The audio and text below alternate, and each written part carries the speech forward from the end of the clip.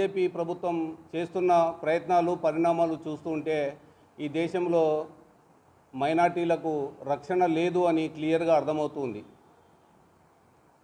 60 సంవత్సరాల కాంగ్రెస్ పాలనలో ఈ దేశంలో అన్ని మతాలు అన్ని కులాల ప్రజలు సుఖ సంతోషాలతో ఉన్నారు. ఈరోజు అప్రదతా భావంతో మాకేం జరుగుతుందో, మా దేవాలయాలు ఏమవుతాయో, మా మసీదులు ఏమవుతాయో, మా చర్చిలకు ఎటువంటి రక్షణ లేదే,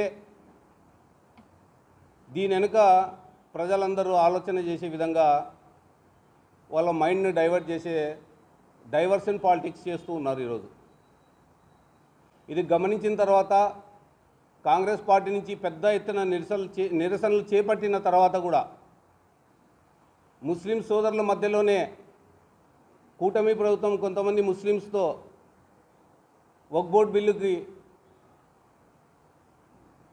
ఫేవర్గా మాట్లాడిస్తున్నారు. దేశంలో ఎన్నో సమస్యలు ఉన్నాయి, ప్రజలు అల్లాడిపోతున్నారు సమస్యల గురించి. దేని గురించి ఆలోచించకుండా మమ్మల్ని మసీదుల చుట్టూ, చర్చిల చుట్టూ, దేవాలయాల చుట్టూ మా మైండ్ను డైవర్ట్ చేసుకుంటా పాలిటిక్స్ చేయడం ఎంతవరకు సబబని ఈ సందర్భంగా అడుగుతున్నాం. అందరు రండిగా పోరాడదాం. ముస్లిం సోదరులు అయితేనేమి, క్రిస్టియన్ సోదరులు అయితేనేమి, హిందూ సోదరులు అయితేనేమి, మేమంతా ఒకటే, మేమంతా కలిసి పోరాడతాం. ఎంతవరకైనా ప్రాణత్యాగాలకైనా సిద్ధపడి మేము మా ఆస్తులను, వక్ఫ్ బోర్డు ఆస్తులను కాపాడే దిశగా ప్రయత్నం చేస్తామని కూడా ఈ సందర్భంగా తెలియజేసుకుంటున్నాం.